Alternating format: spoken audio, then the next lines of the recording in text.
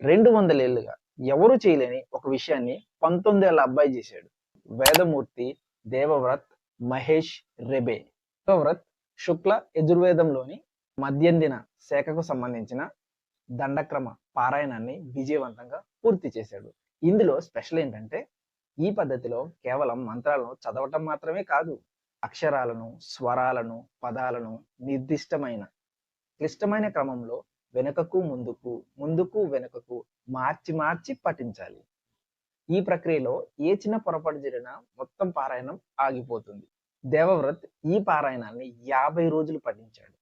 ఈ సమయంలో 2000 మంత్రాలను ఎటువంటి పుస్తకం స్క్రిప్ట్ లేకుండా కేవలం తన జ్ఞాపక శక్తితో పఠించాడు. ప్రతిరోజు అవిరామంగా 4 గంటలు పఠనం చేశాడు. మొత్తం పూర్తవడానికి 165 గంటలు సమయం పట్టింది. ఇతని ప్రతిభకు మెచ్చి శంకరాచార్య పీఠం యొక్క పండితులు ఇతనికి దండక్రమ విక్రమాదిత్య అనే బిరుదును కూడా ఇచ్చారు.